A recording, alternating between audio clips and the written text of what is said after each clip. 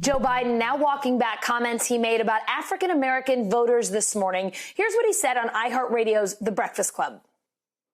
It's a long way until November. We got more questions. You got more questions, but I tell you, if you have a problem figuring out whether you're for me or Trump, and you ain't black. It don't have nothing to do with Trump. It has to do with the fact I want something for my community. I would love to see. Take a look at my record, man. I extended the voting rights 25 years. I have a record that is second to none. The NAACP has endorsed me every time I've run. I mean, come on. Take a look at the record. In a call with the U.S. Black Chamber of Commerce this afternoon, Biden said he should not have been so cavalier. The last thing I want to do, and I shouldn't have been such a wise guy. I shouldn't have been so cavalier in responding to what I thought was, anyway, it was, I don't take it for granted at all. And no one should have to vote for any party based on their race, their religion, their background. There are African Americans who think that Trump is worth voting for. I don't think so. I'm prepared to put my record against his. That was the bottom line, and it was really unfortunate. I shouldn't have been so cavalier. NBC News political reporter Mike Memoli joining us now from Washington. Mike, give us a little bit of background here. What happened in that interview this morning?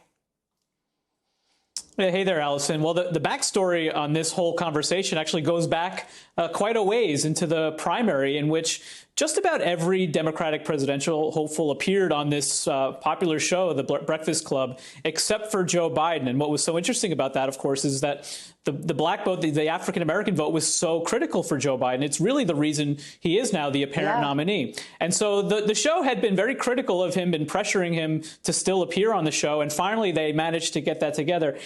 And during what was really a 20-minute conversation, there was some tense back and forth, really pressing Joe Biden about some of his past policy positions, like the crime bill, 1994 crime bill, of course, like on drug legalization, marijuana legalization specifically. But even with the tough back and forth, it was that moment at the end there that was what really got Biden in trouble, just as they were wrapping things up. And of course, the Trump campaign jumped on that so quickly.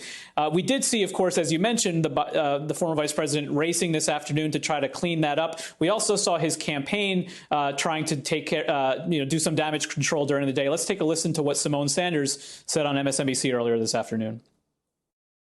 The tone of the interview at the end were said in jest, but I want to be clear about what he was saying. And what Vice President Biden was saying is he will put his record and his track record up with the African-American community and in the African-American community up against Donald Trump any single day, period. I think what was so interesting to me, Allison, as we watched all this back and forth play out today, is really just what we saw from the Trump campaign. They saw a fire raging on Twitter, and they really quickly fanned the flames of this. It took the Biden campaign a little bit longer, perhaps, to recognize this was a problem, to get Biden out there to clean this up. But certainly an indication of how these kinds of moments in the campaign might play out in the future as well. Yeah, absolutely. Mike, let's talk VPs. We love to ask you about this. We're starting to get a better sense, though, of what the short list could look like. Could you talk to us about it now that we have a little bit of a sense? Yeah, it's so interesting. I mean, we've talked about this, even though I think the Veep stakes conversation usually is a much bigger conversation topic. But with the pandemic, of course, we've spent a little bit less time on it. What's changed now and why we're suddenly talking about it again is some of the potential VP candidates are coming out and being honest about the fact, in a way that they typically aren't, about the fact that they have been approached by Biden's team and that they are being vetted. So who have we heard from this week? Michigan Governor Gretchen Whitmer. She was actually one of the first to publicly say she's had conversations with Biden team. She told Craig Melvin about that earlier this week. We heard from Congresswoman Val Demings of Florida. She said rather bluntly in an interview, actually, on Sirius XM radio, that she's on the short list. Somebody close to her later walked that back just a little bit to say she's on a list, at least.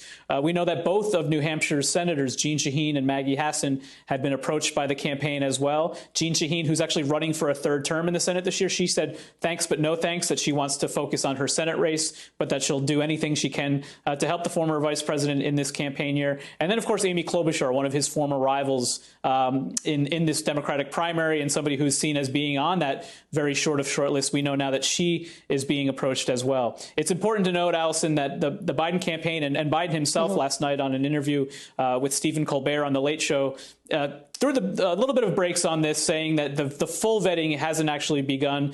I think what we're seeing now is sort of the beginning of his vetting team, making sure people want to go through this process. And then the next step would be some formal interviews and a lot of inspection by his team of their records and some of their past policy positions that could become issues in the fall.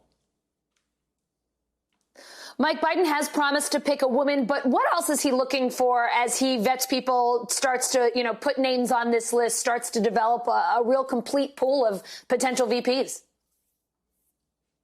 Yeah, I think, what's so interesting about this VP pick, and I sort of joke about how it's a little bit of an overhyped discussion point every 4 years, every summer. It's probably less so now because I think especially Democrats recognize this. This VP pick is probably more important than usual, in large part because I think a lot of folks don't necessarily expect Joe Biden to serve 2 terms. They're never going to say that publicly. But a lot of Democrats see this as potentially Joe Biden choosing the next Democratic nominee in 2024. And that's one of the reasons you've seen people so publicly sort of lobbying for this. I think what Biden has been clear about in terms of what he's looking for is, number one, somebody who can step in on day one and be president if they need to. He's candid about the fact that he's going to be 78 years old if he's sworn in as president next January. But also he's looking for somebody who's very closely aligned with him ideologically. He wants to be, quote unquote, simpatico. That's the word he always uses. And so he needs to make sure that that person will be a team player and shares his vision for the country. He also has said, though, that he's not afraid to have somebody who's willing to challenge him. He noted that when he was Barack Obama's vice president, that he was willing to behind the scenes challenge him if he didn't think the president was making a right decision. He always had that opportunity as the vice president, and he would give that opportunity as well to somebody he chooses as well. Mike, we know the Biden camp's also been dealing with former Senate staffer Tara Reade's sexual assault accusation, which Biden has, of course, denied. What is the latest there? So, Allison, a really significant development today, I think, and one that's maybe not getting enough attention, frankly.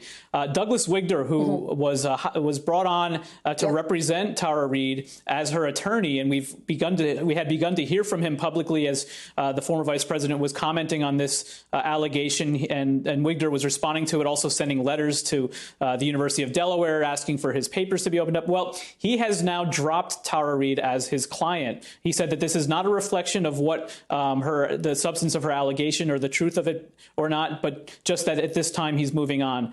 And I think we had this conversation, Allison, that when he was hired, I saw this as a real warning sign for the Biden campaign. Wigder is a very media-savvy attorney, somebody who has represented high-profile assault cases in the past. And so the fact that he's now stepping away, I think, is just as significant in terms of speaking to the fact that the Biden campaign really feels like they've moved beyond this. There have been a number of very tough stories about Tara Reade's past, some of her past relationships in terms of people she worked for, and people accusing her of being manipulative, of trying to, ask for money, things like that. And so this has really turned out to be a much more problematic storyline for her and less so for the Biden campaign.